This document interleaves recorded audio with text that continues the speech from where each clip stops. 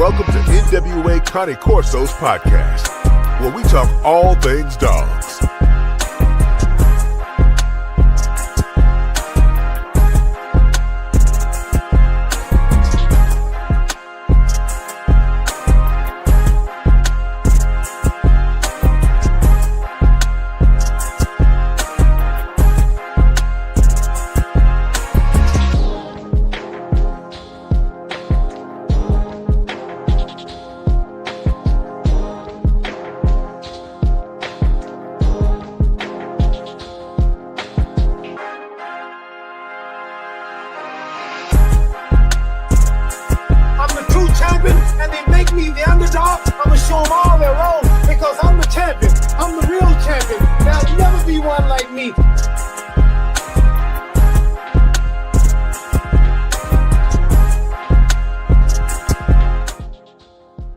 Yes, sir. We are back. NWA Connie Corso. We talk all things dogs with people from all over the doggone world. Welcome back. If it's your first time, hey, this channel we embrace the student mindset, all type topics, different things. My brothers from another mother is in the house tonight. Brother Dre, what's cracking? What's going on, big dog? Brandon, the structured K9 is in the house. What's happening, brother? Yeah, what it do, what it does, what it is, what it was. Yes, sir. Yes, sir. Glad to have y'all back. I'm pretty sure y'all seen these men freaking my show a lot. That's because I got a lot of respect for them as men first. You know what I mean? So y'all seen us do many shows together down through the years.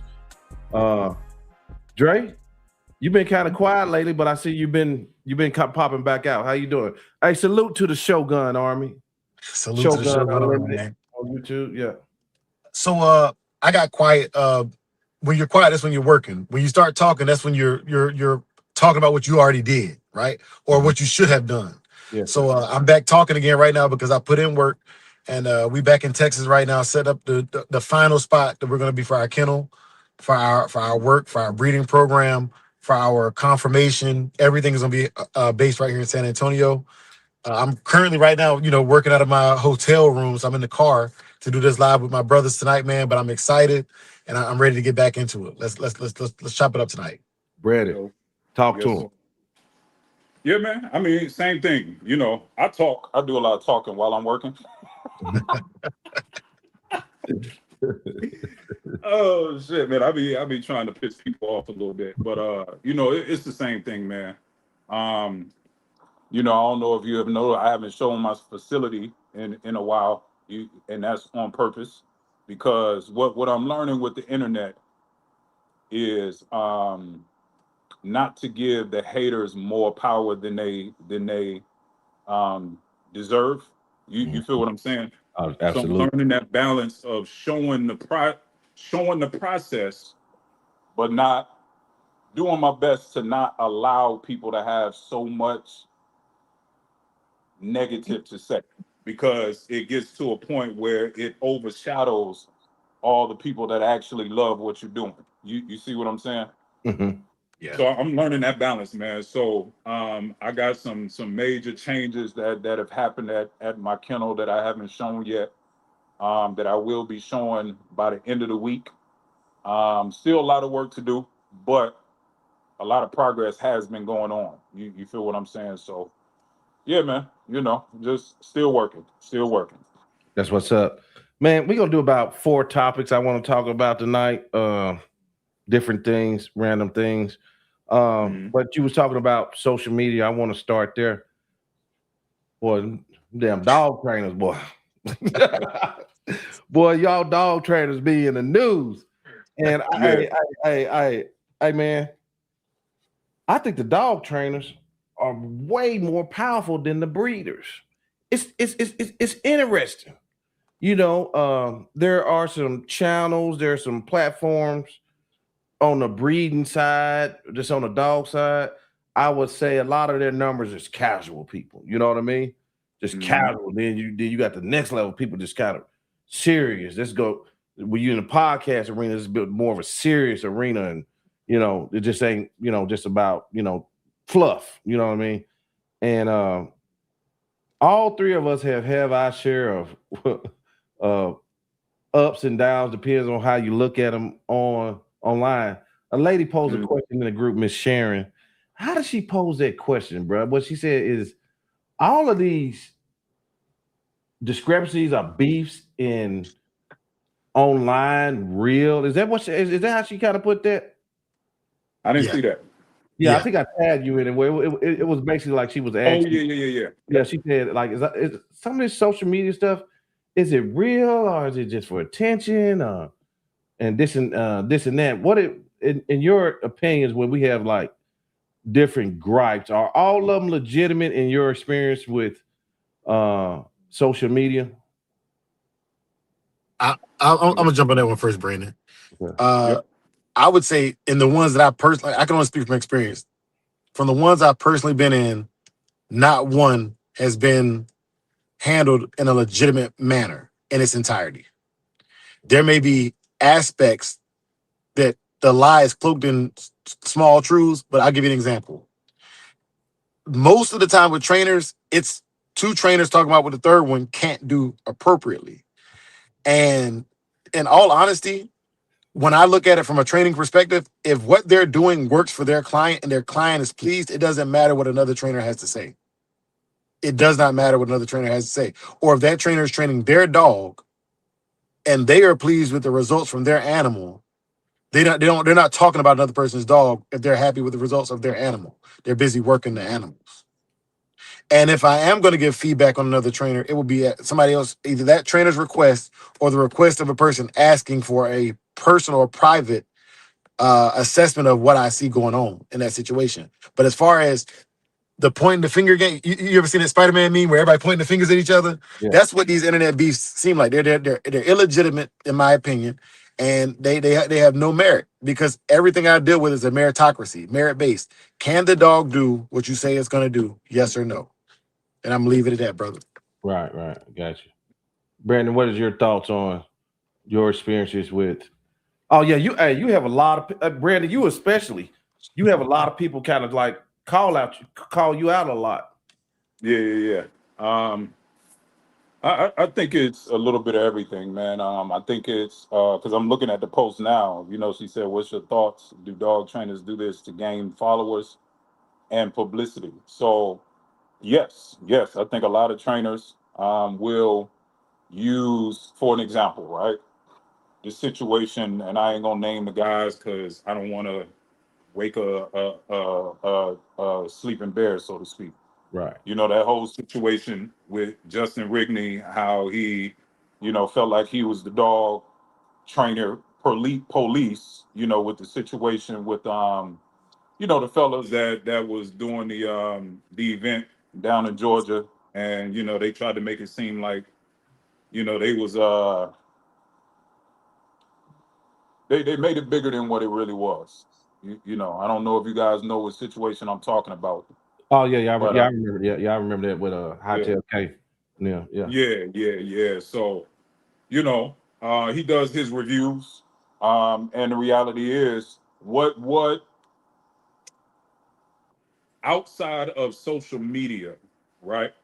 What is it really doing to help the dog community? It's not really doing anything to help the dog community as a whole. It helps him, right? It helps the people that follow him, the people that hold on to every word that he says as gold. But the entirety of the dog training community, it doesn't really move it forward. You see what I'm saying? Because in my opinion, anytime you use the downfall of another trainer to edify yourself, you're doing more damage than you are good, in my opinion, right? So, you have that aspect of it, which, again, I get it. It's social media. It's going to happen. It's nothing we can do to stop it, unfortunately. And honestly, I don't even know if I want to stop it, right? What I believe we have to do as people is get thicker skin. Stop being so goddamn soft. That's what I think really needs to happen. You see Right. what I'm saying? Yeah. But then also, there's some real to it too. Because to be honest with you, some people get so disrespectful that with me specifically, if I met them in person, I'll probably slap them on sight. Yeah. You know what I mean? Because they take it to a level that it doesn't have to go to. Always. You get Yeah. So I think it's both. Man. I think it gets personal. It starts with dogs. And then when people can't outwit you with dogs, they take it to another level. Yes. Because that's the only thing they can do. You see what I'm saying? Right. Exactly. So yeah. In my experiences, which has been a bunch of them, man, because the way my platform's set up, I'm not the main guy. So you hear different perspectives. I was kind of one of the originators of the style. And once I made the style, here comes some others, right? Others I help. Others I help. They switched up on me though. But as far as, since I cover a lot of topics, the dog training world, it's interesting. Somebody put this in there because I always think this myself. I've been training dogs for 54 years. You have 3 types of trainers in the U.S. Name them, and I'm gonna put them up. It's funny he said it, but it's different styles. I won't get into that now, but one thing Brandon said about having thicker skin, if you're gonna be online, you're gonna have to develop it, right? Mm-hmm. And I remember when I was just starting out, I was doing interviews. I started with your teacher, first episode, Gypsy Stratton. Mm-hmm. And as I tear it along, they say, as I tear it along on this Good Sunday, I found out each person that I interviewed, I would gain some of their friends, some of their supporters, mm-hmm. and also their enemies. Yeah. A lady, I won't call her name. Her last name was Kelly. I won't disrespect her like she disrespected me. I'm glad she blocked me before she heard that voicemail I sent back, because I did e-collar video with Oscar, Has, and Dennis. That lady talked to me so crazy. She talked to me so crazy. I'm so glad she blocked me because I don't need that world to hear that voicemail I left her, boy. God. But yeah, so it'd be different things like this. And then as you when I was going along, I kept interviewing people. I ran into this one dude, Raul QBN. I said, I'm gonna get him on the show. He said, "Oh man, I already know you are, man. You know how Raul talk if you know Raul." Yeah. He said, "No, come on my show." So he like the first dude, probably the only dude with a channel his size that even gave me a shot. You know what I mean? So he invited me on his show, and I went on his show. But something he told me always stuck with me. He said, "Man, you on one of the few ones talking about breeding and different things. So that's why I knew who you were." He said, and he told me this live on the show. You can go back and look. He said, "Everybody liking you right now, Joe. Everybody loving you." He said, "But once you become a threat, things gonna change." Yeah. So like, and I didn't understand what he was talking about because until it started to happen, and it started almost happening immediately. Fake story, fake news. Like, I'm not an algorithm dude. I don't give a shit. I am the algorithm. You know, when Jay-Z said, "Don't go with the flow, be the flow." I'm the flow. I've been flowing about 3 years. I don't care what you doing. We doing this. And then Doug came on. He the same way. Let's talk about this. You know what I'm saying? Because inquiring minds want to know. Yes. But I just kept going along. Then I noticed, like, I started getting threats. Like, what? And then, I'm from Little Rock. Like, I'm saying, like, well, come on then. I didn't understand it. And I'm like, you want to do something? Come on. That's my shit. You really? Urban warfare? That's what you want to do with me? So, and I was getting it. And then I would contact these guys. I was like, "Man, what's wrong, man, bro? I don't even know you. I ain't got no problem with you." "Oh, man, it's just the internet. This is what we do." Mm-hmm. I'm like, really? So I've been asked to make fake beefs by different channels that talk a lot of shit right now. They're not going to tell you that. Let's do a fake this beef, a fake this beef. Let's tell it. Or man, I'm like, fuck that shit, man. I ain't finna be. I said, all these people know me. They know that ain't my character. So, and I don't sit up and watch videos like I know this motherfucker ain't lying on me like that. Shit didn't even happen. I had like podcast hit me up, man. So and so said you did this and that. I said, bro, I ain't never talked to the guy. Never ever talked to him, you know. So some of it is when you're hot, they'll come for you too. Like Brandon right now, they stay calling him out. Brandon, or if they don't call him out directly, they'll say something. That motherfucker with that Under Armour gray shirt on, he don't even know what he's talking about. You know, shit like that. So some of the shit is real, and then it's some deep politics in dogs. Like some people got steering wheels in their back, right? Like for real, like breed clubs, registries got a lot of control on these channels. I always said that y'all been following me for 3 years. Y'all know what it is. So, but I always advise podcast, man, stay independent. Don't let these dudes stir you, man. They're gonna stir. All the people I told that they figured they got lied to later on. But if you're gonna podcast, man, don't let these breeders. I don't give a damn what their last name is, man. Respect the ones who done put it down on the pavement first, because there's a lot of dudes now that can come in straight through the air, and they ain't never bred a dog. I see them. I see them. They just come out, man. You ain't. The people say, man, you know, dude, they never bred a dog. He over there giving advice on training and breeding dogs. He just bought a dog from me. He asking me how you whelp a litter. What? This crazy stuff. So, but it just is what it is. But I'm gonna end with this on my little rant. Biggie said, "You're nobody until somebody kills you." And until somebody undress your ass online and put your ass on, you really won't experience the growth. Yeah. You know what I'm saying? 'Cause my haters grew me. Anytime they attack me, I'm like, damn. Hey, I ain't gonna lie though, it hurt my feelings. But when I started to understand, I'll be like, bitch, come on, keep saying say some more. Say some more. And then you'll see them unravel. And then people ain't dumb. You can people can read through the situations online. Because all of it, at the end of the day, people want to make $1. People want to sell a dog. We're in an influencer society right now. But anyway, Drake, I spin it back to you.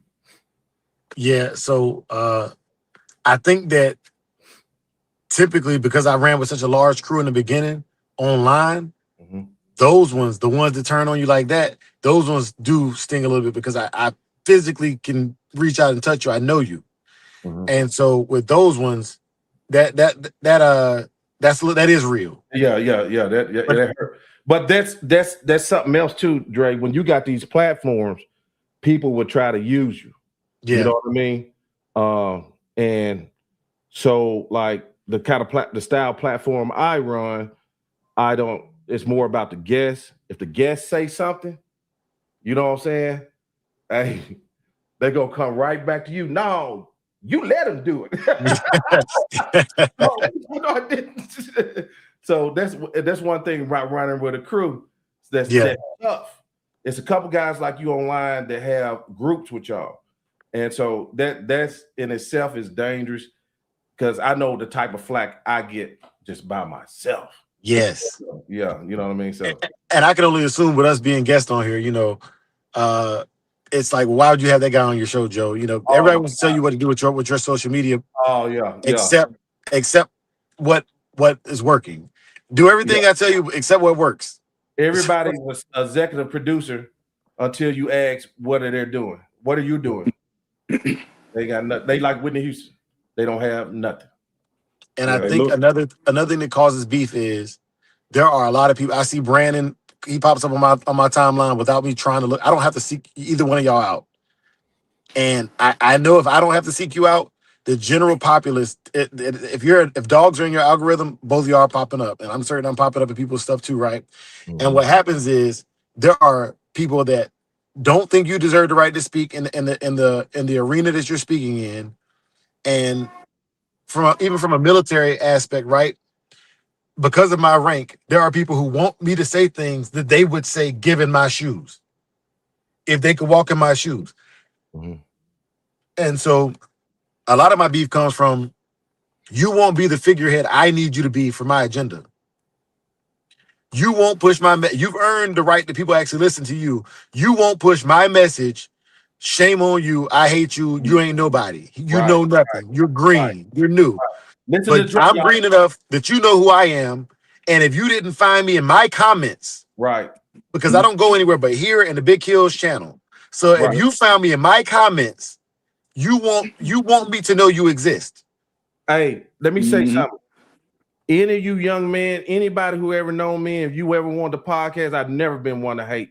I probably put you on if I see you doing something, whatnot. But what he just told you, don't ever repeat what somebody tell you, because it's so many little secret beefs in these training and breeding worlds.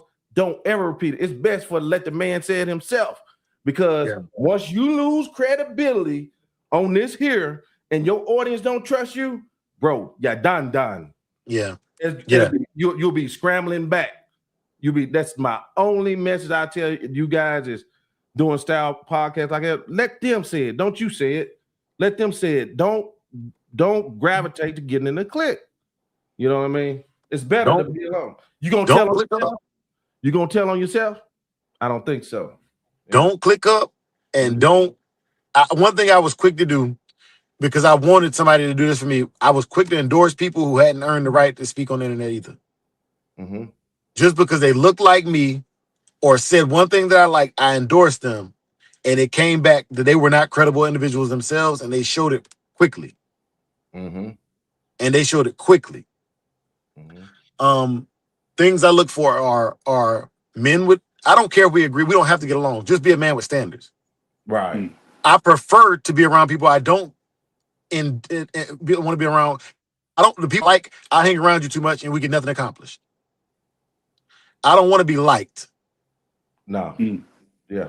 I don't want to be liked. I used when I got on here, I wanted to be liked. I wanted to be the guy that comes on here and says all the right things so nobody has a reason not to like me. That was me.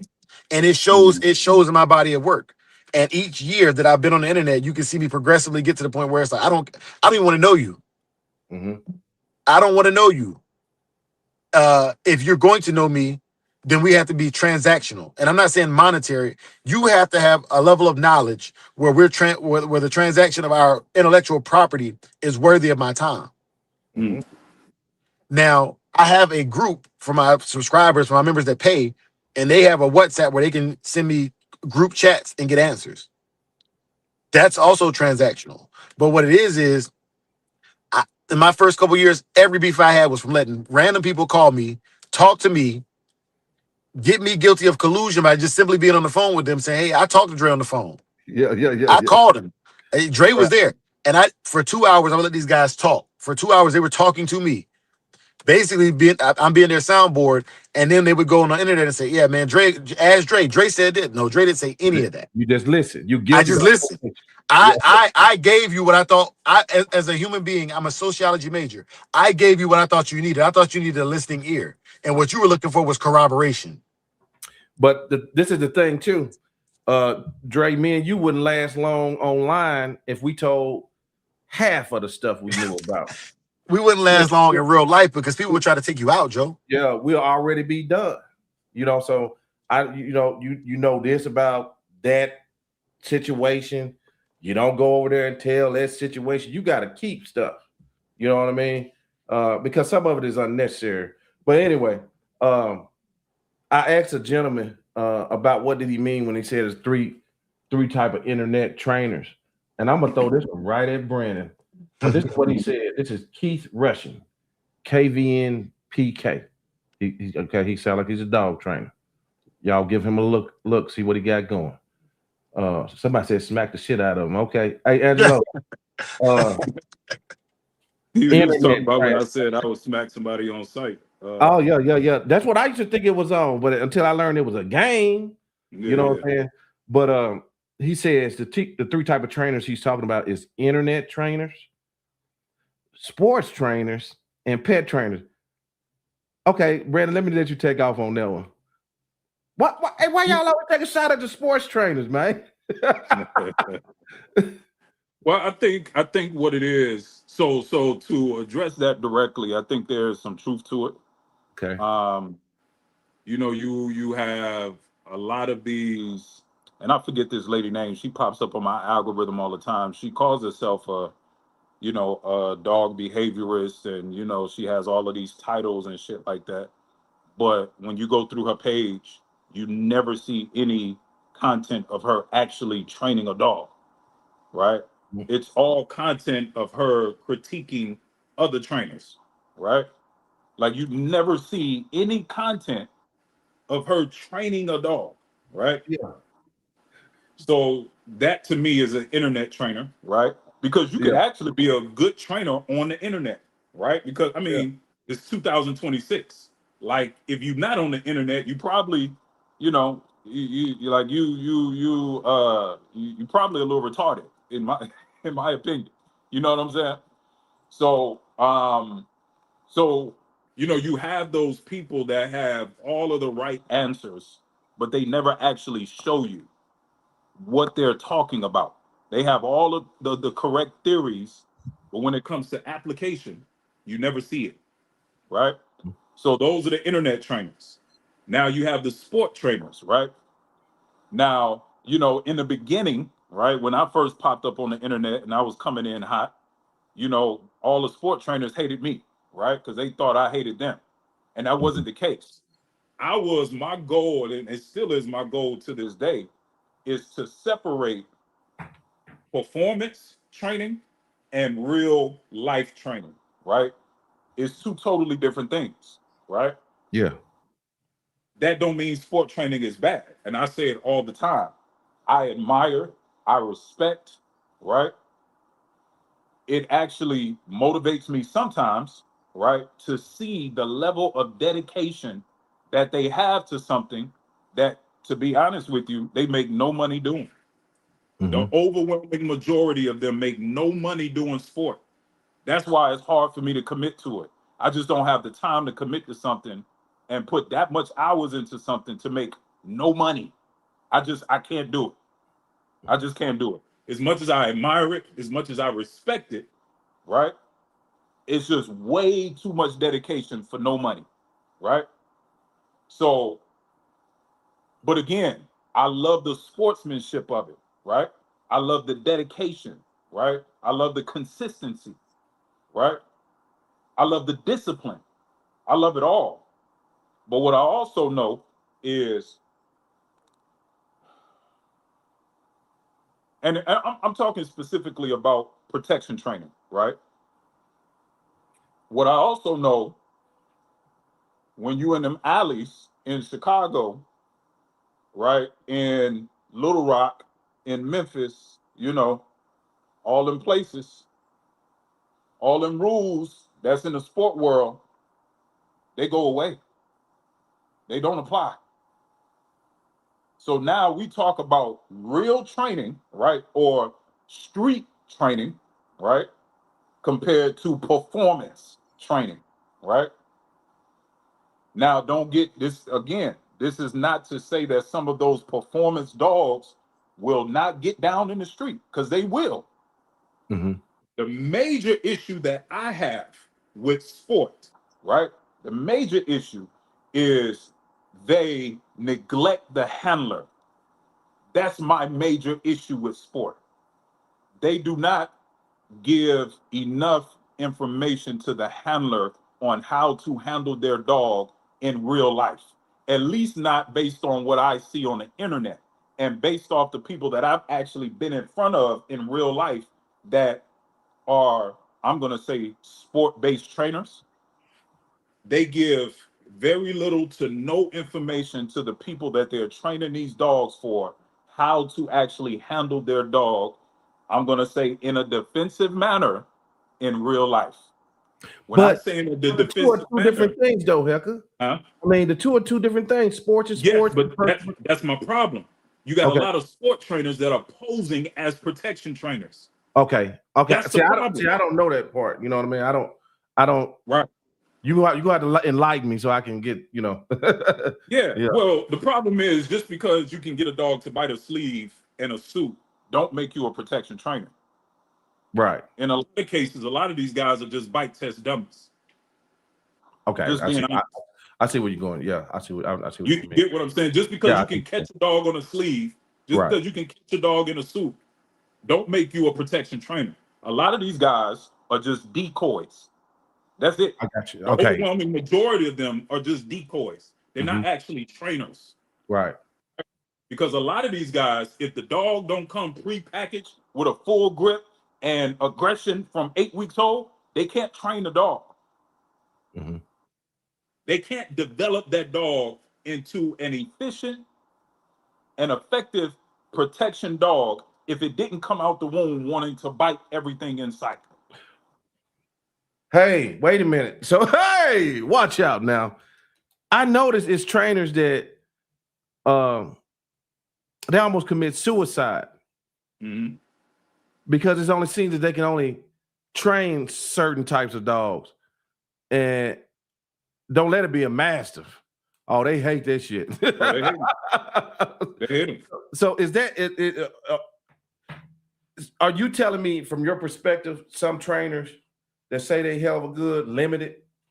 Absolutely. Look at their track record. If you go on their page and all you see is Malinois and pit bulls, then you typically know. Typically, this doesn't apply for all. It probably applies for most. If Mhm. you only see Malinois and pit bulls or bull herders, which are the cross of the Oh two, boy, yeah, then you probably know what kind of trainer you're dealing with. right, yeah. I kind of noticed that too. Yeah. Ego trainers. That is what I hear Mr. Mills refer to him as, ego trainer. Mhm. Yeah. Okay. Well, so Dre, do you got anything before I spin it to something else? Yeah, I do it. I'm gonna get your ass in trouble tonight. Y'all in trouble tonight. I agree. I think the problem is not the delineation; it's the sports trainers that don't know they're sports trainers. I think that's my fear, is the ones Right. that are unaware. Like the Yeah. ones that know what they're doing and it's a gimmick, they also know how far to take it. But the ones who Yep. genuinely think they are doing protective work, that's scary. Yep. Because not only are you teaching this person wrong, but if they actually need to employ that dog, they've only been taught the sport of it. A Mhm. presentation here with a sleeve is not the same Yep. as somebody walking up calmly and snuffing you, and the dog having to Mhm. respond to the quick motion. And then the other thing I noticed was I've trained and raised Malinois, Shepherds, and Pit Bulls, right? So I'm kind of that Mhm. guy. But I would say Mm-mm. the actual true American Pit Bull Terrier, they're either not aggressive enough, or the ones that are aggressive enough are unstable aggressive, which is extremely Mhm. dangerous because you're talking about Mhm. a dog that has the same agility and athleticism as a Malinois, that has Mhm. no off switch, also a Mhm. very high pain tolerance, right? Yep. So I hate to see other people's protection trained pit bulls, even if it's a bully or a Staffordshire, whatever. I hate to see them because those dogs, if you're walking near that person, you might get tagged just because that dog is completely unstable. It just happens Mhm. to bite people, and they've taught it to sit and down, and they think that's a protection dog. You know, it's funny you say that, man. You, you know, I've kind of coined the phrase that if you can only if you can only take a dog that already wants to bite from the time it comes out the womb and put obedience around the bite, you're not doing protection training. You're doing bite work, right? Yes. With obedience. And you know, I often try to delineate the difference between a true protection dog and the mentality of a true protection dog and a dog that just wants to bite. It's two different mentalities. Now, the end product can look the same depending on how good the trainer is, right? Because at the end of the day, when you tell your dog to bite, you want it to bite. And if it Yeah. bites when you tell it to, and then if it stops biting when you tell it to, then hey, job done, right?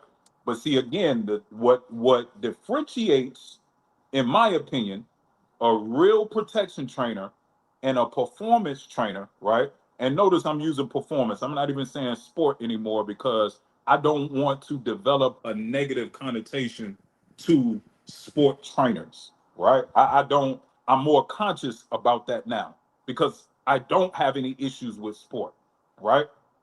But I do want to, like, there's a hard line between the two, right?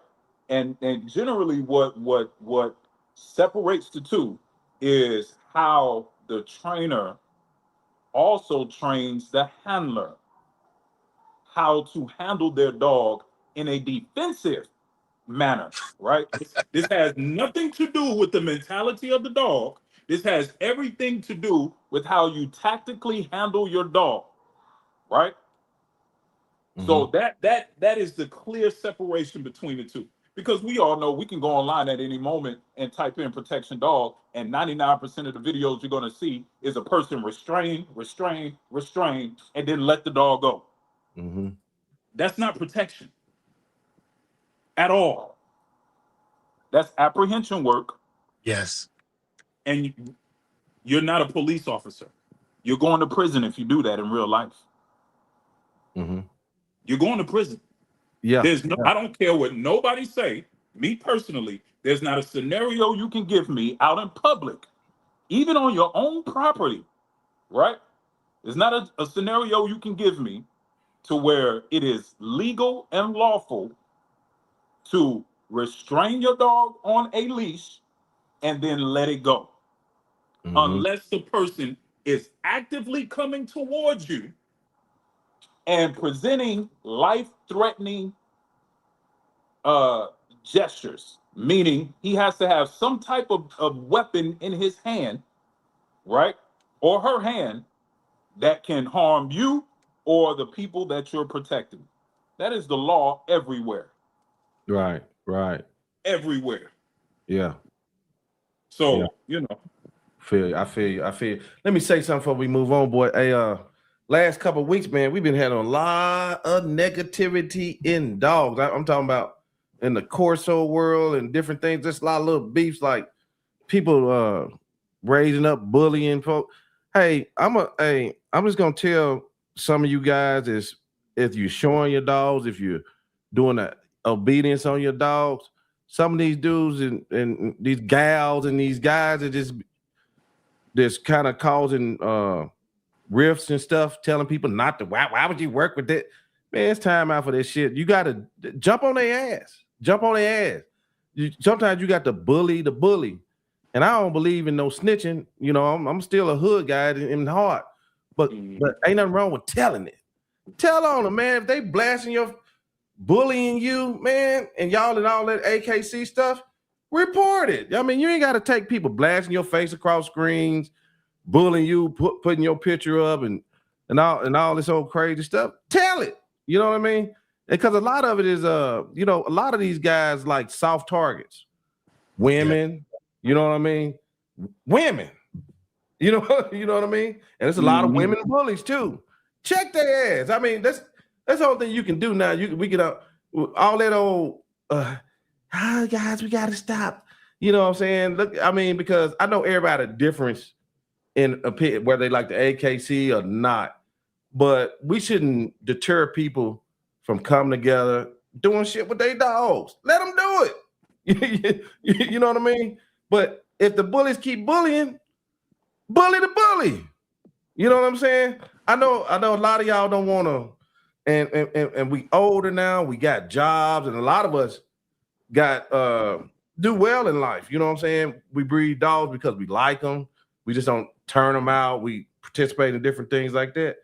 But with all the bully shit, bully the bully. I mean, that's the only way you can do it. If you see somebody on there getting attacked, tell them to shut the fuck up. You know, it's about time for that. You can't keep, you know what I'm saying, like praying for your enemies and all this turning the cheek stuff, man. You know, this insanity is doing stuff over and over again that don't work and take things too literally. You know what I mean? Sometimes you got to stand up and slap the shit out of somebody, you know, virtually. Don't do it in real life. Let's not go to jail. But yeah, man, I just want to say that, man. I seen a lot of this stuff last week, man. Like last 2 weeks of just, you know, regular old folks just enjoying their dogs, trying to do their thing, man. You know, and it's a lot of the old heads with that bullshit. A lot of the old heads, you know what I'm saying? So either way, and that inbox shit and that screenshot shit, god damn, man. Hey, some of you guys got some coochies or something. Yeah. I mean, some of y'all got some coochies, like CEW coochies. You know what I mean? It's unreal some of the stuff you see men do nowadays. Yak, yak, yak, yak, chatty patty on the phone. I mean, I feel sorry for our daughters, man. The type men we out here today, boy. For real. It's crazy. You know what I'm saying? But anyway, let's see the next segment. Heck. All right. Mixed breed dogs. I want to hear your concept on this because well, I ain't gonna put words in your mouth. What's your thoughts on mixed breed dogs and why do you believe in pure breed dogs per se? I do, because I use purebred dogs to make my mutts. Okay. So I love, man. Look, my two favorite breeds in the world probably are Corsos and Rottweilers. So I'm always going to do my best to have the best example of a Rottweiler and the best example of a Corso. But I'm also going to use those pure breeds to throw into other breeds to create good dogs. I love good dogs. I really don't care as much as most people want me to about the breed and the purity of the dog. I don't care about that. Right? What does purity mean to you? Purity to me, you want to know my definition of purity or what Right. most people I'll take both. want me to? So my definition of purity is a good dog. That's it. Because see, I'm not trying to create a breed, right? Mhm. I'm not trying to maintain a breed. I'm not a breed purist where I'm just trying to keep those particular dogs breeding with each other.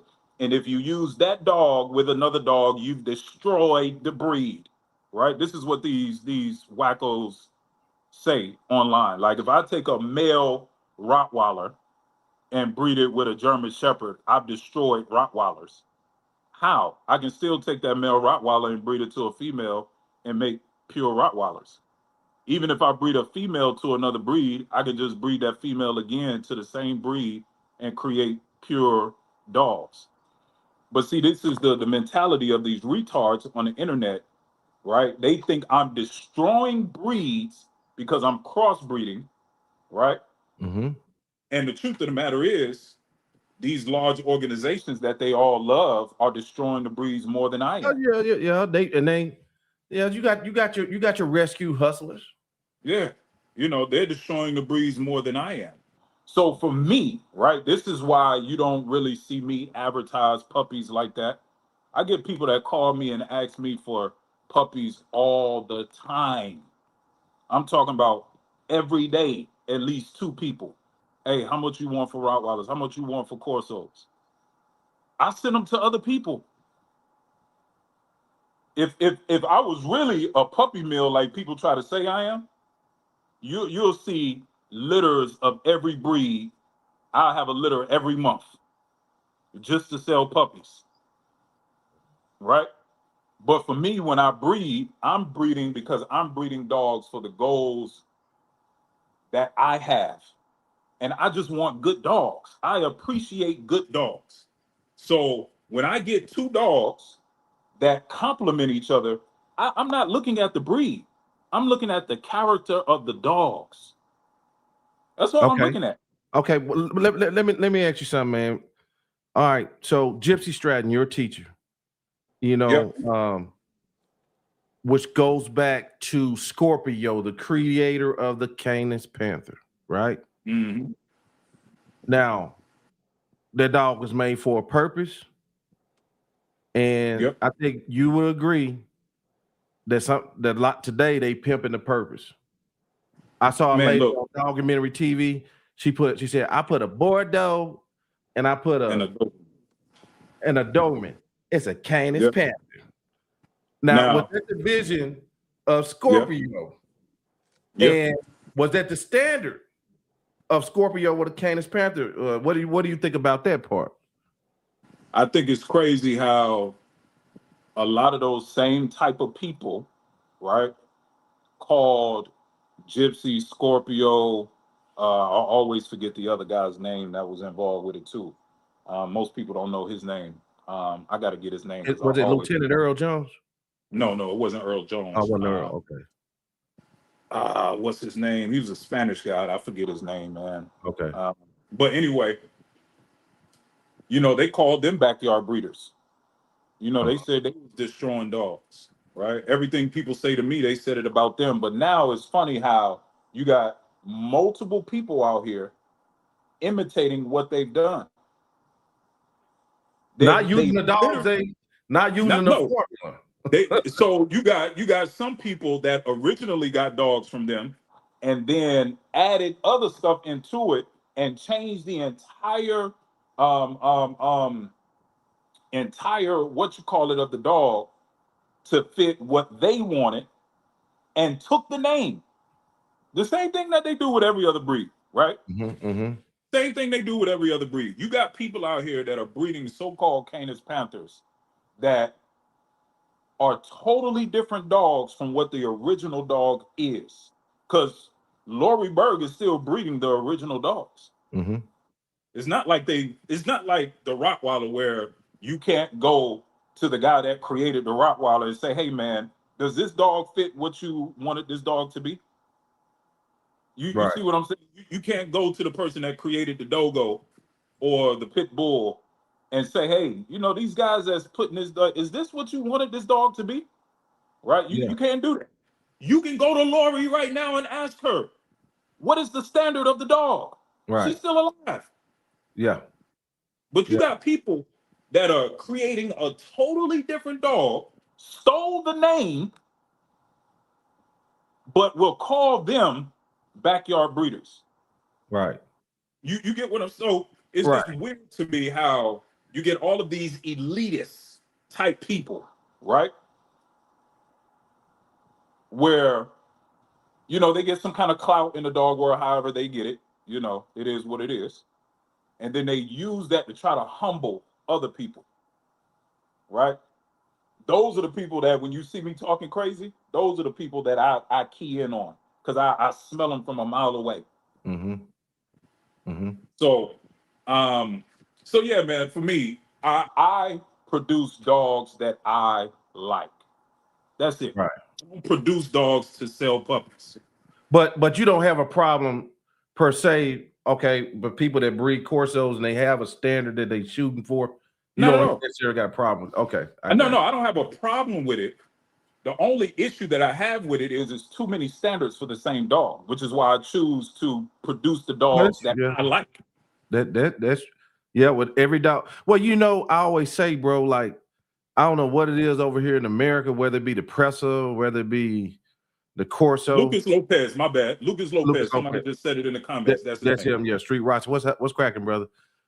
The Americans always want to tell the people where the origin of the dog come from, how it needs to be done.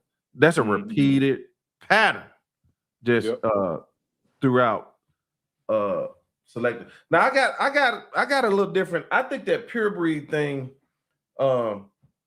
it's some dogs out there being created right now that I really, really like.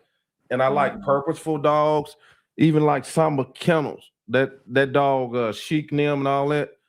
They say the purpose is a companion. It's a nice dog. And it has a purpose, and they got a team like, we finna make this thing, we finna blow it up, we still work. We got the scientists, we got the marketers, so I really like to see things organized because of the so many of the war fronts that we're facing as breeders, and I don't even crank litters out like that, you know what I'm saying? But being in the media, I kind of see things from different perspectives. Dre, so let me ask you this. The pit bull is used a lot in making breeds now. And me and you both know the pit bull community is the hardest community online, bruh. But I gotta give them, hey, they ain't crucified me yet, but I just be careful what I say. Boy, you say something crazy in the APBT world, they gonna nail you to the cross. I mean, they woo. I love them to death, but they rough about that dog, boy. But so when you see, if you can represent what the APBT enthusiasts think about, are they okay when other people use the breed? Because I know a lot of them preach this thing like, man, look, we get a bad enough rap. Don't mix our dog into the this dog, and then when the dog attack, they say it's a pit bull. What is the even? Hey, this a double pronged question, because you sitting there with them glasses on reminded me of somebody that was a revolutionary, because you kind of doing something a little you do protection training when pit bulls that they don't like neither. So I'll let you take off. So when I speak on the American Pit Bull Terrier community, fraternity, I would say as a whole, they're not okay with it. They're not. There's probably two groups of people that are okay with those people who have owned them and understand what what making your own dog can benefit you for actual work by adding something to it. The general consensus is there's nothing you can add to a pit bull to make it better. That's the general consensus. However, anybody who wants to make a what's the word I'm looking for? What's the dog? A band dog will typically Use a throw pistol. throw a pit bull in there. That's a typical cross, right? So for me, I believe everything is on the owner. Nothing is the dog's fault. It's all the owner's fault. You created it, you raised it, you inappropriately took care of the animal or secured the animal, and an issue occurred. I don't care what breed it is, right? So that's why I differ from the general consensus. But as a general consensus, we stick to purity very, very, very, very closely, very tough, right? I also think the accountability is lacking because just as many pit bull attacks as you see in the news, you also see fighting rings getting busted. And let's just be real. And for every attack I see a fighting ring getting busted. And if we're gonna say that that the people getting bit are a problem, then we got to say people getting caught is a problem too. I'm not gonna say whether I think you should be fighting your dogs or not. That's your prerogative. People are gonna speed. They're gonna do all kind of things that go against the law. What I'm telling you is hold everybody accountable that ends up in the news that gives the dogs a bad light, period. And if we're not going to do that, there's nothing you can say to me that's going to make me change my mind about the protective work, right? Right. The second prong that you brought up was the fact that I do protection work. I don't recommend it to anybody who is not experienced in real protection work. And this kind of ties into your title. With the American Pit Bull Terrier, it is a dog I would never work heavily in defensive drive. Okay, just get into it. Offense, defense. Let's go. And the reason why is the dog's natural drive is prey drive or fight drive. Very rarely is defensive drive or the mentality of defensive drive safe for a handler with the original purpose of this breed, which was, to be pitted against another animal, right? If it's a dog that is defensive, defensive drive is not moving forward. Defensive drive is not moving. It is staying in a specific area and keeping things away. The American Pit Bull Terrier is literally supposed to scratch into its opponent. We call it scratching. Scratch, moving toward, right? So if you're going to use it for protection work and you're going to not only do something that it's not typically used for, but you're going to change the structure of how it shows aggression or shows dominance, that's a problem for me. Because Go ahead. My bad. I just want to address something you said in a minute, but go ahead and finish though. So with this dog, using it for protection work, it's all offense all the time because the dog is typically just reacting as if you are a toy or another prey item. It's never malicious intent. And pit bulls that show malicious intent to human beings, I would never use for protection work.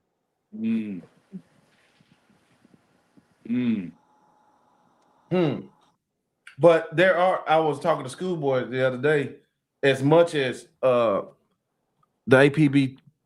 APBT community looks down on what you guys call man biters. They hate man biters. Y'all have had quite a few of them in the history, though, right? Let's get in trouble. Let's get in trouble. Brandon, I'm gonna yield the floor to you in a second, but I want to address this as well. Yeah, for sure. I literally went through my pedigree, and this is kind of contradiction, but at the same time, I'll bring it full circle. I went through my pedigree and found dogs that were known for biting people, that were also champion fighting dogs. And the people that don't train their dogs to do protection work have the same dogs in their pedigree that I have in my pedigree. Walling's bully son was a known people biter.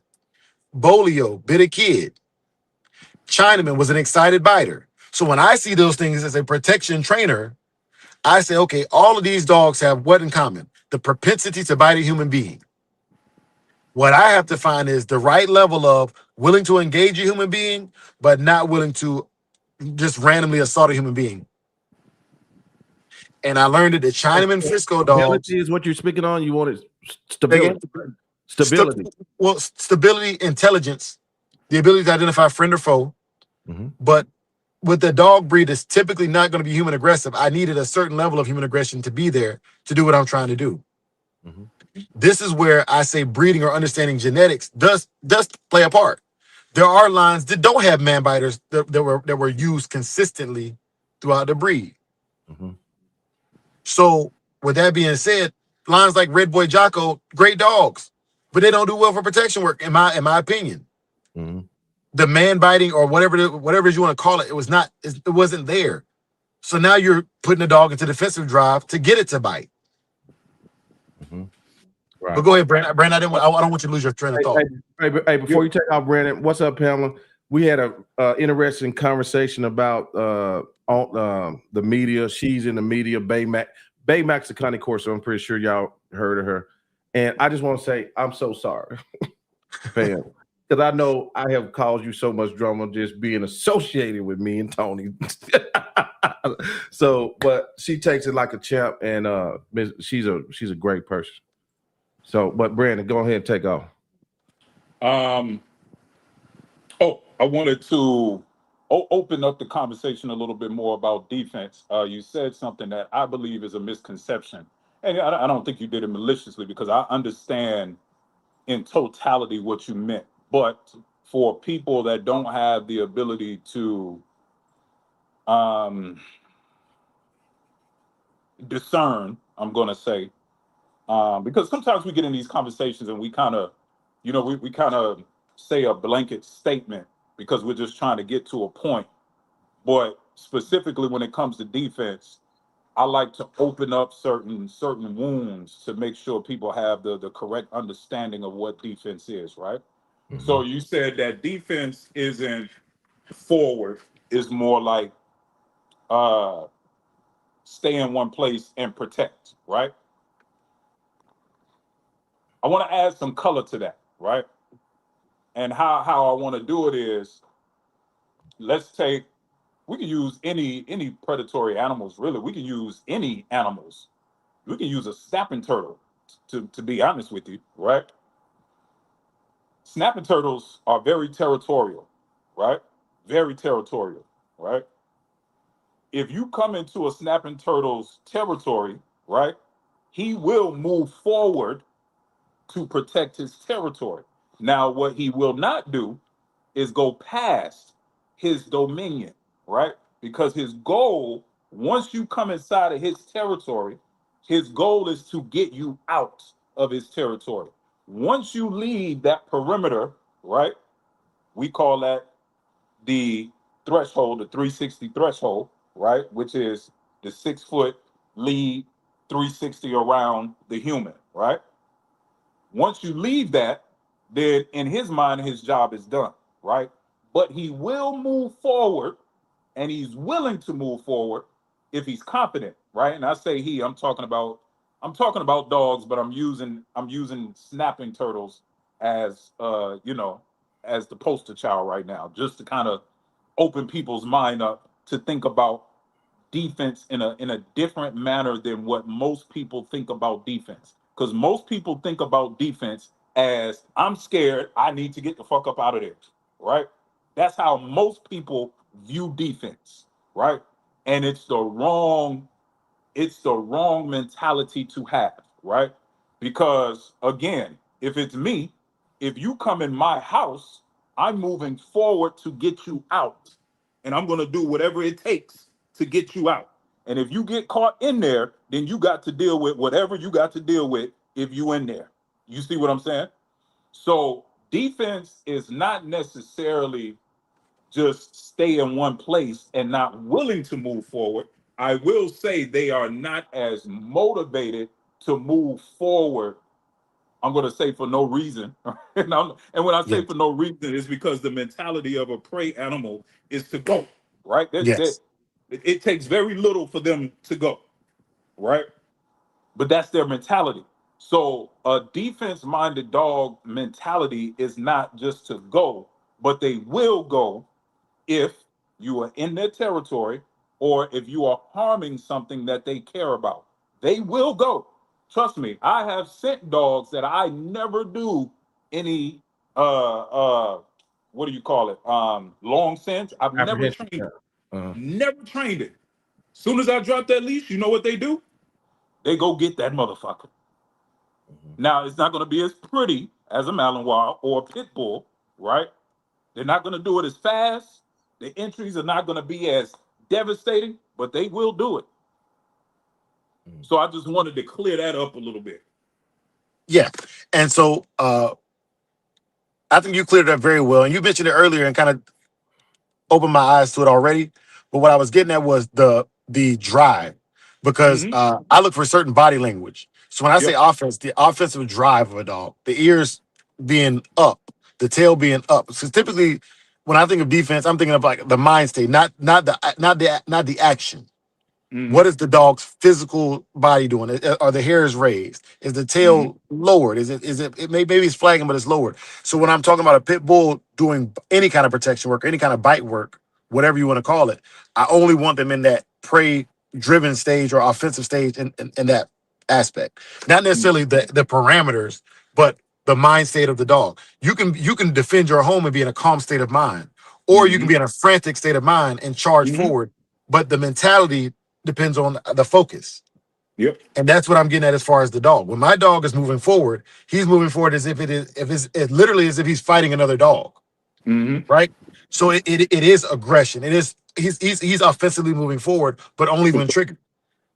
Yep. For sure. Yeah. But no, I think the best offense is strong defense, like period. However, with this breed, using the ideology of a dog that already naturally object guards or manner guards, it's not innate in that dog. It's not. And for people to try to go from a Corso or any large Molosser breed to a breed that is an offensive, because I would consider Malinois an offensive breed too. Usually guys who like pit bulls like Malinois. And how you said guys that typically like Corsos might like Presses, they might like Rottweilers, because literally the style that the dog works in is a completely different style. Yep. And those styles are quite interchangeable. I can take a Dutch Shepherd and a Malinois and not change anything about my training methods to make those dogs do similar things. But to get a pit bull to do what those two dogs are doing, I have to tap into what that dog naturally would do anyways. And for those other two dogs, they're naturally offensive dogs. The Dutch Shepherd and the Malinois naturally want a good one, naturally wants to eat somebody's face off. Naturally. At 6 weeks old, my Malinois puppies would rip the pants off of you. Right? I didn't need to build drive, or I didn't need to give them a reason to bite a human being.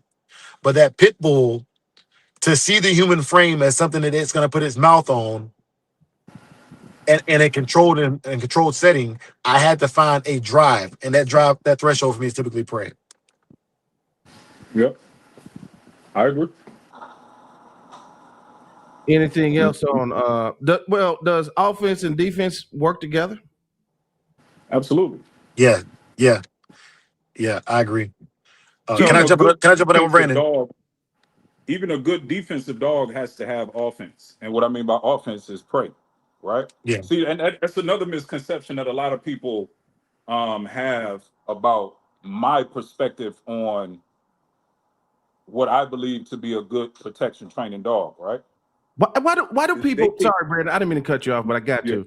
Why do people have a hard time wrapping their minds around what all defense all the time really means. Because it's not about the concept, it's about the people, right? Yeah. Okay. It's not about you remember we're on the internet, man. So you know the one thing that I know is I can say everything factually, and because it's me, right?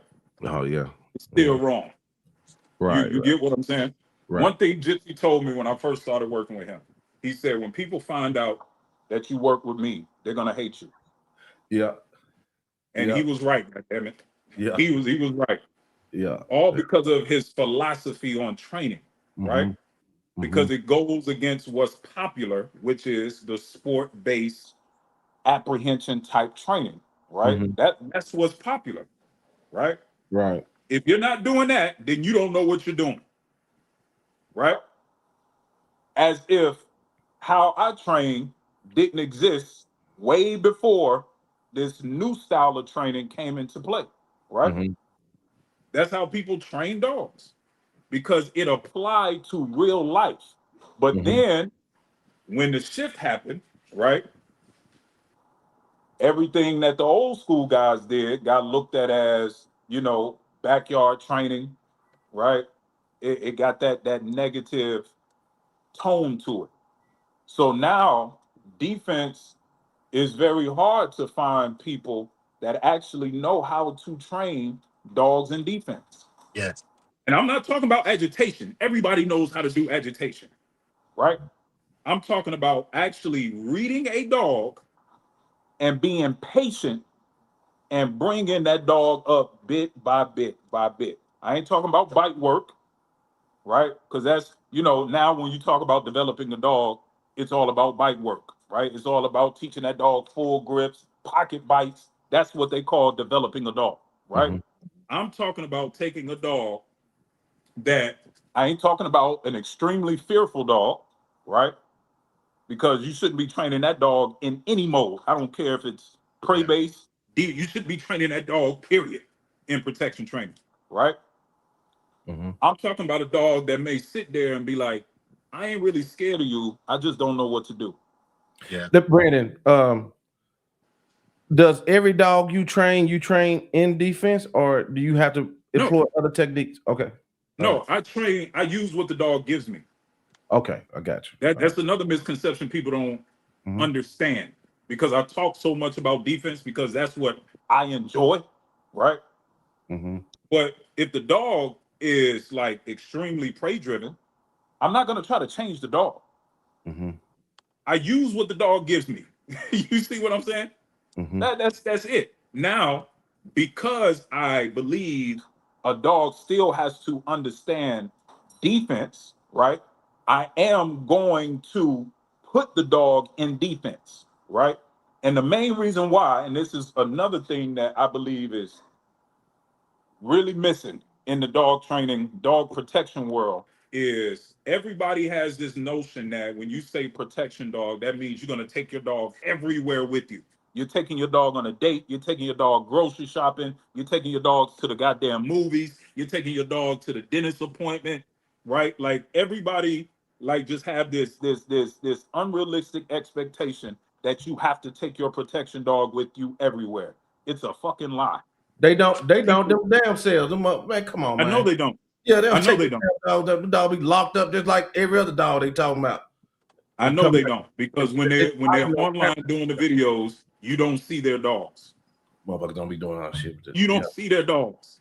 Their dogs be in the kennel somewhere. In the kennels, yeah. Right?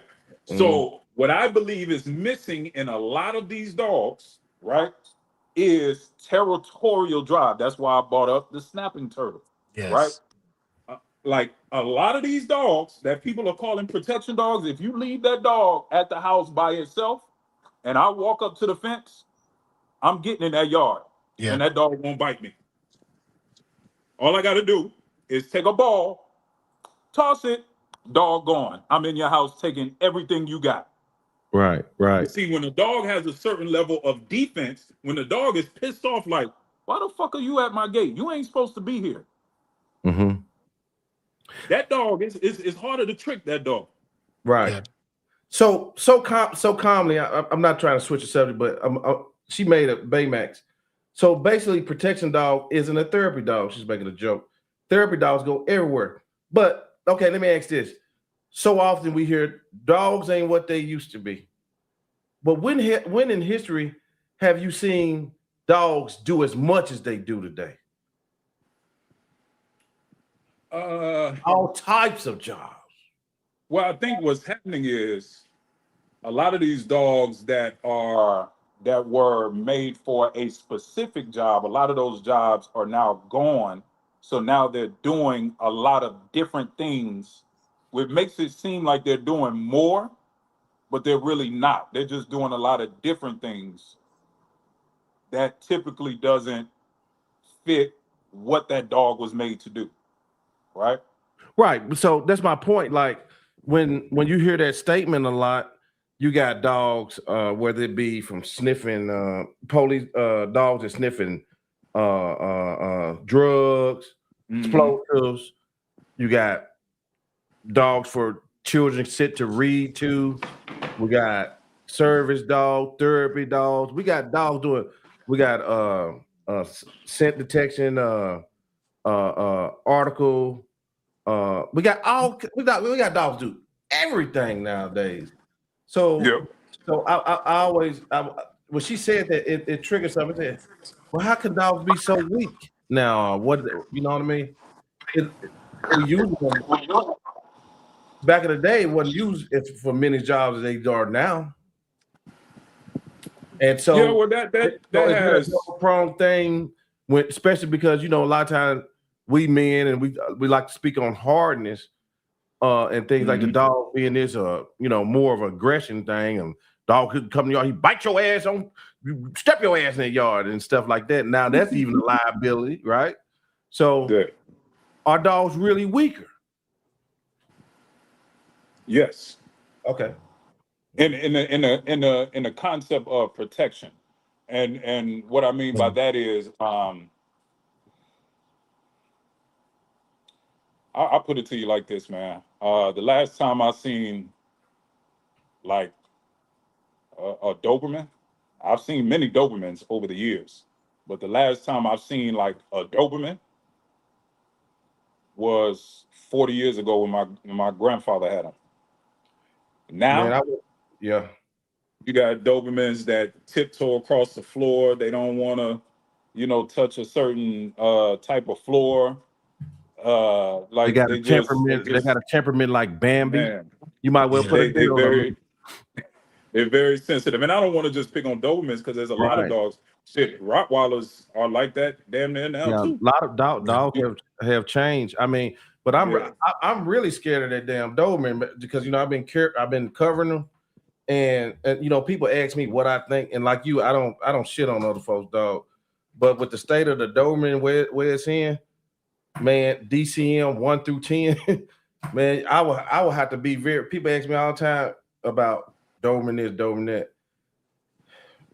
I don't know, bro, but if it was me and you had to put my back against a wall on a Doberman, I'd probably get a Donovan Pinscher, or I go with a breeder with generation that has some time in they own, like the Landgraf Doberman, somebody like that. Somebody with some years in with their own stock. You know what I mean? But that's not shit on the Doberman.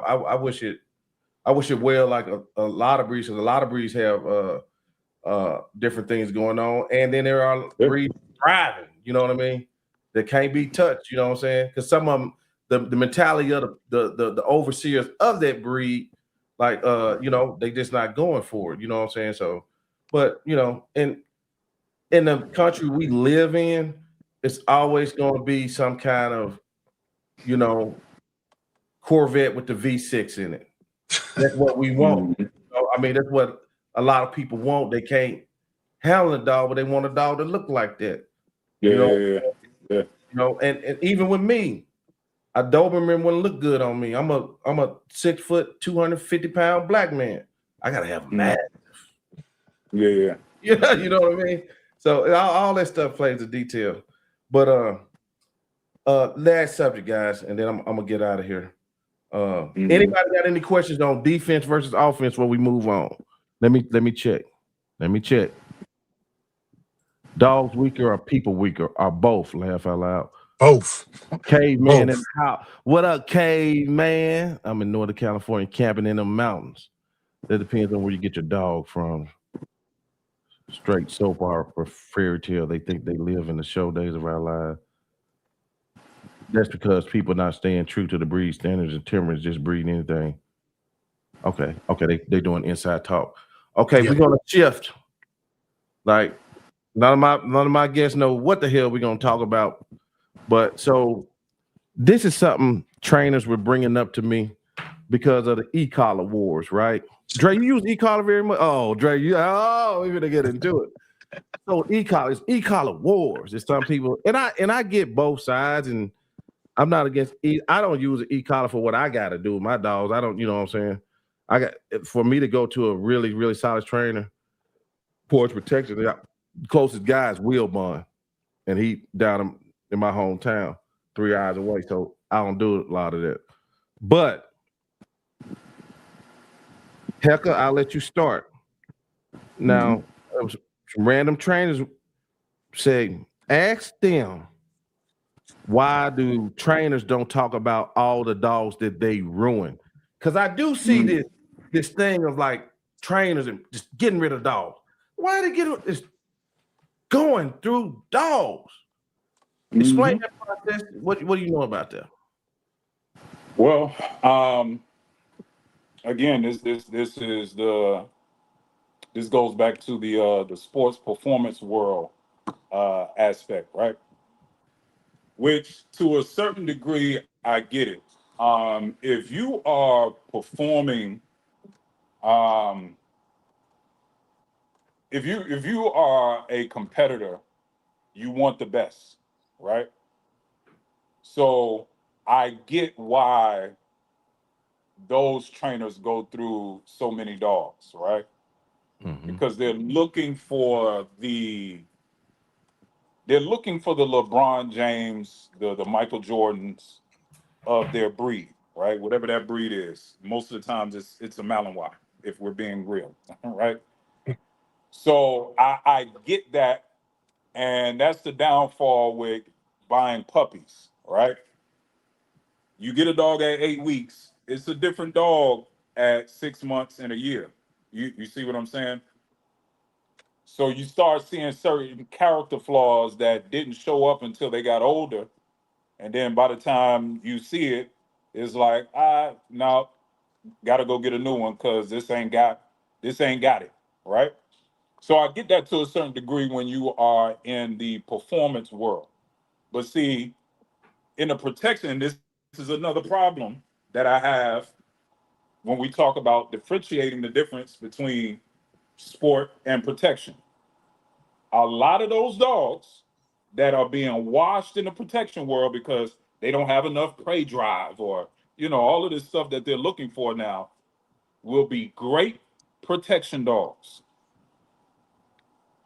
But they get washed because they're not holding to the standard of what they need in the performance world, right? And this is where I flourish. I flourish with the dogs that most trainers will look at and be like, yeah, nah, that dog can't do it. And then I get it to do it, and that dog get on your ass and be happy to do it. That's where I flourish, right? The dogs that can't do it, right? So, when it comes to the e-collar, because they put so much pressure on these dogs at an early age to perform, the same way that they say people that do defense destroy dogs, and they do, because you get a lot of people that try to do defense that don't know what the fuck they're doing. You get a lot of people that get into this prey-based world and don't know what they're doing. Dre, don't ever And talk to they you like fuck that. a lot of dogs up.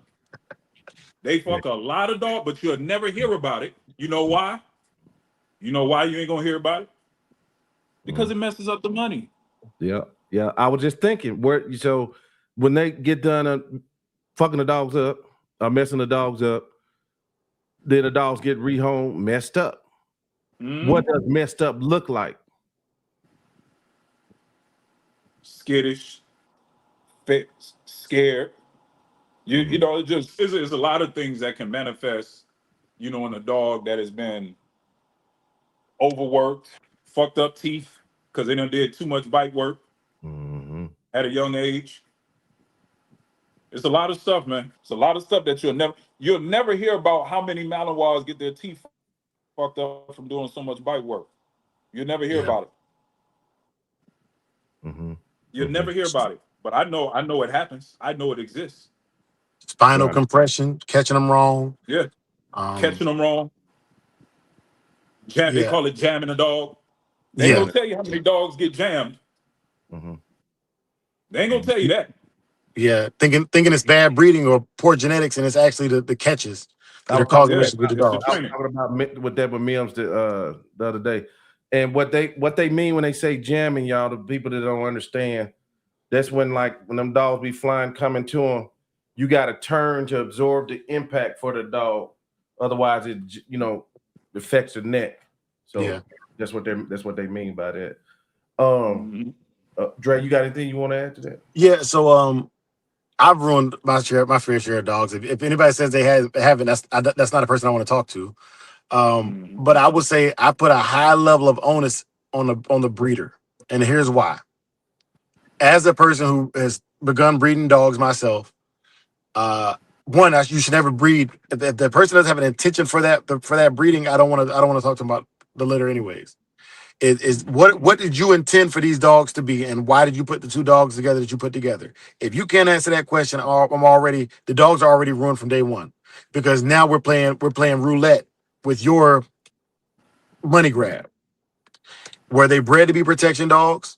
What percentages are you getting of those protection dogs? What are these dogs? What style of protection are these dogs going to be best at? Are they going to be offensive dogs? Are they going to be better to work as guard dogs? Are they going to be sport dogs? What do your dogs show? And what do they show in the long run? And then with me doing pit bulls, most guys I deal with pit bulls don't train dogs anyways. So I'm going in cold and I'm having to assess their dogs from either YouTube videos or when I go to their yard to see their dogs. I'm having to assess the dog for myself and make my own assumption on the dog, because they do not know how to give me the feedback that I'm requesting for this dog I'm trying to purchase. Right. Everybody salute the co-producer Doug. Doug holding it down in the chat as always, coming up with some great shows and everything. So yeah, he helps me. He helps me stay in check. He kind of keep me in check. I don't like no yes men around me. I like real men around me. I don't like no bunch of boys around me. I like men around me. I don't want nobody under me. I want them beside me. I want generals. I don't want no followers. That's how my podcast is run. So that's why you hear a lot of perspectives. Now, this young man, young lady, I don't know who it is, MP, he says, we've changed dogs over time because our lifestyles have changed. The truth is most people today don't need the kind of dogs that were common back in the day, and a lot of people wouldn't be able to, I would say, handle them. So I agree. Yeah, that's I agree. But the problem is we keep breeding those same dogs for the look. In my opinion, if you don't need those dogs, don't get them. Because then that's why I said the AKC is doing way more damage to a lot of these breeds than I am. How so? You get a lot of these. Well, because you get a lot of these Corsos that act like poodles. They act like what do they call these golden doodles, all these doodle crosses. Hold on, Brandon. Because the poodle, the true standard poodle is actually a pretty good dog. So I would say they act less than a Corso is what I would say, because the poodles are extremely smart. No, they're smart. When I say poodle, I'm talking about the miniature poodles and those. I'm not talking about the actual standard. The designer breeds. The designer breeds, right? Yeah. They're highly sensitive. They're highly needy, skittish. All of the shit that we don't like, especially in a big dog.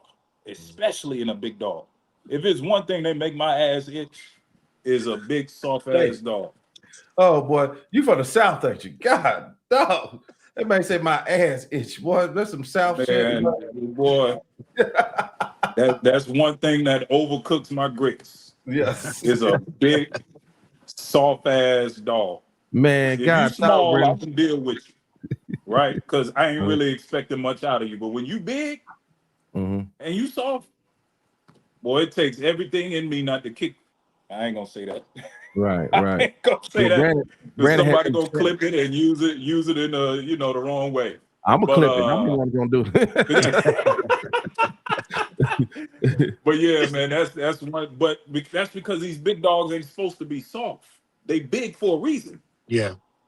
You see what I'm saying? So Sure. if we don't need that, why are we still breeding these dogs and making them pets? You're doing a disservice. I would rather a dog go extinct than continue to breed a dog. Brandon, let me push back a little bit. Now, Yeah. dogs have always been the domesticated dog has always been a companion. Maybe Yes. a pet. So You know what I mean? yes. So what do you mean? That is a component. That is a component, right? Right.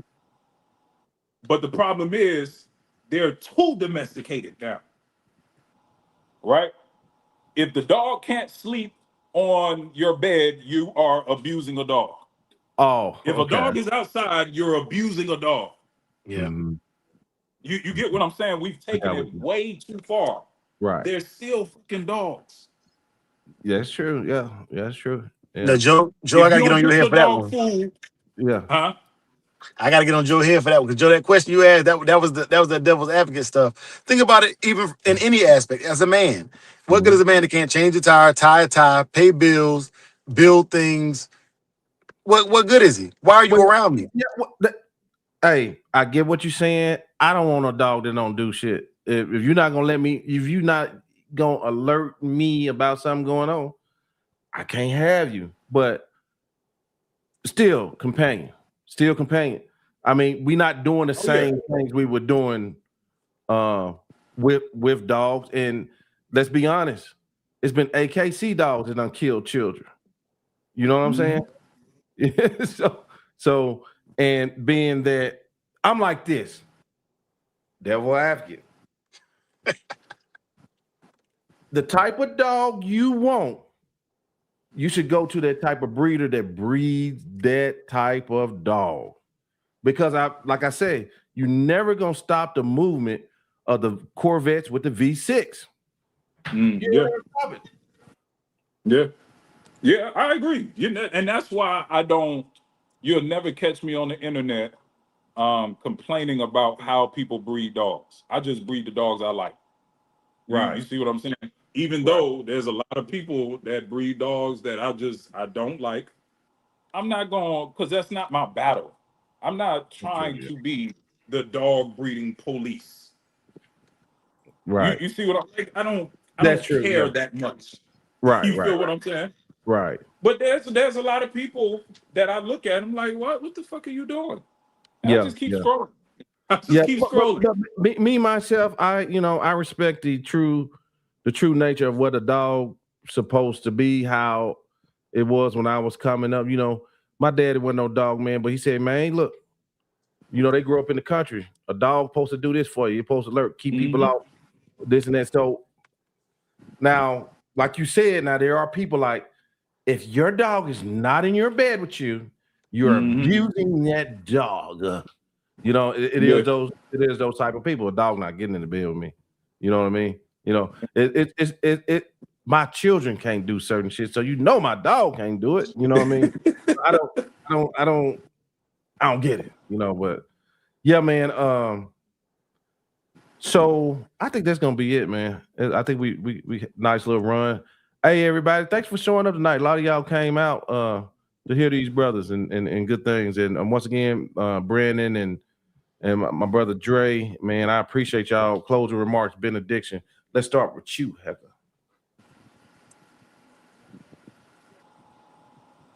Hecker's on you. Oh, my bad. Say that again. You can close us out. Any last remarks, benediction? Yeah, look, man. I don't know if I got a sermon. I just stay in your lane, but drive fast as hell. You know what I'm saying? Like, whatever your lane is, like, don't allow these these internet sanctified people on the internet that do everything perfect humble you, right? You can have humility, right? Right. I practice a high level of humility Yeah. with people that I deem to be valuable, right? That can offer me something, right? Hmm. All the rest of you motherfuckers that come on the internet and try to humble people, hey man, you can suck a big one, because God. you're not gonna humble me. You can't Yeah. humble me. Yeah. There's You ain't no nothing, breaking me and this neither. I put it to you like this. This is my motivation when I post on the internet. I'm not trying to post to impress the people ahead of me. I'm posting to inspire the people behind me, right? I don't give a fuck about nobody that's been doing it 30 years more than me. Hmm. I don't, to be honest with you. There's certain people I can look at and I can be like, oh, that's dope. I can pick and choose and say, oh, that's yeah, I like that. But I'm not trying to impress the people in front of me. That I Right. don't care about their opinions unless Right. I care about their opinions. And you'll know if I care about your opinion because I ask you for it. But Right. if I Right. don't ask you for it, I don't give a fuck about your opinion. So it ain't shit you can say to me that's gonna humble me, which means there's nothing you can say to me that I don't know already. I know my kennels are ugly, but they work. They effective, right? I know my facility is not the prettiest, but guess what? I got a facility, You got and a guess roof over what? your I'm head. working on it every Yeah. day. Yeah. Right. So while you trying to humble me, in a year, I'm gonna be ahead of your dumb ass. Right. Right. Right. Hey, So, mhm. uh, I'm sorry, man. You were still rolling. He said No, it's some. all good. He said some important comments before we go. I want to hit him.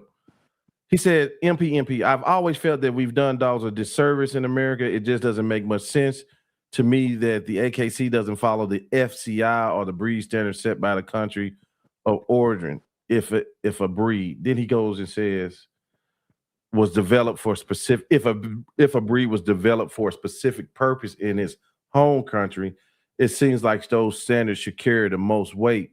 When we start moving away from them, we risk changing the breed into something it let me see if he said something else, was never meant to be. So this is my thing. Is it the AKC or is it the breed clubs? Because I'm gonna tell you what I like. I like the total dog. We got a brother down here named Brad Sneed, Dogo breeder. He's a Mhm. hog hunting mother, father, sister, brother. And them dogs are able to go in shows, and them dogs will go kill a hog and lay by a child. You know what I mean? That's the type Mhm. dog, I like. And he believes in the standard or whatnot. But so my question is to both of you gentlemen, is the AKC responsible entirely or the breed clubs that present these changes, or let's say, or is it the show world? What do y'all think? I'll let you go first, Joy. Okay. No, the entire industry or the entire conglomerate is responsible. The Mhm. AKC is the machine. Whatever they get behind or whoever they allow to utilize their machine is going to have a large voice just because they have the marketing and advertisement to put them out there. Mhm. The breeders are responsible because the breeders pay the money. The breeders are the ones who actually select the dogs to get bred. They home these dogs. So the breeders they're the artists. If you want to look at it in the world of like music, they're the artists that are pushing the masses these dogs, these registers of merit, whatever you want to call them. So you got the machine pushing these artists out there, and then the guys that are making these decisions to breed and rehome these dogs are the ones that are affecting the change. And it's a self-perpetuating cycle of, okay, we got 6 more people that got dogs from us. They want to be like us. They're going to do the same thing.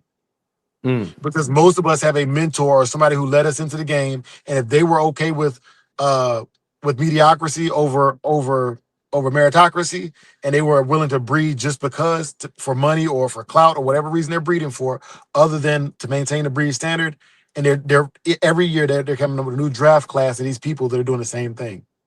So it starts with the machine, but everybody in that machine who agrees with it and continues to follow that policy is just building it, structuring it and building it higher and higher. It's a totality of all of it. I feel you. Yeah. Okay. Yeah. Any thoughts on that, Brandon? No, he hit it on the head, man. It's the entire conglomerate. You know what I mean? Everybody has a responsibility in it. I do believe the AKC, because they are the biggest voice, has the biggest responsibility. But yeah, everybody plays a part, from the breeder. I put it to you like this, man. If breeders collectively came together and said, you know what, we're going to start breeding these dogs based on what the original standard was, not to fit what the people that pay the money, right? Because one of the things that people always try to make it seem like when they call you a backyard breeder is you're just breeding for money, right? That's the running theme. You shouldn't breed dogs for money, right? As if you should have a failing business, which means if you're not profitable, you have a failing business, right? It's the dumbest fucking concept in the world, right? But this is the thought process behind dog breeding. You shouldn't breed dogs for money. Yes, you fucking should. What you should have is some ethics and some principles when you're making the money, right? But if breeders collectively came together and said, you know what, we shutting this shit down, we're going to start breeding these dogs based on what they were originally made to be.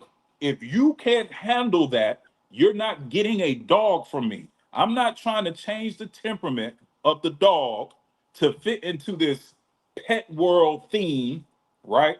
Just so I can sell you a dog that looks like the original dog, but acts like a totally different dog. 100%. If breeders came together and said that, then the AKC wouldn't have no choice but to adjust. Right. But I believe the breeders have to do that. And they're not going to do it, right? They're not going to do it because they have to make money. The same breeders that call me a backyard breeder are the same ones that are breeding dogs for big money. Get your money. I'm not trying to stop you, right? I'm just telling you what's real. So that's how I look at it. All right. Okay. Hey, Dre, closing remarks. Let's end this sucker Shogun Army style. All right, man. Pleasure to working with y'all brothers. And if y'all want to see more of our content, all three of us have our social medias. We here on MWA County Corso. My brother Brandon has his thing going on, the Structured Canine Trainer, and I'm over at Samurai Kennels. I am a person that is a religious man, and I share my religion freely with anybody, but I don't force it upon anyone. Right? So that being said, I'm gonna give the Christian watchword for my brother Joe and my brother Brandon, and we're gonna get up out of here and have a lovely night. Please bow your heads in agreement with me if you so choose. May the Lord watch between you and me while we are absent one from another. Amen. Amen. Step into the realm of canine wisdom with our podcast, NWA County Corsos, where we interview dog men and women from around the globe. Discover their talents and insights on breeding, training, nutrition, and the rich history of dogs. Tune in to the most underrated yet influential dog podcast on social media. Your journey into the dog world starts here.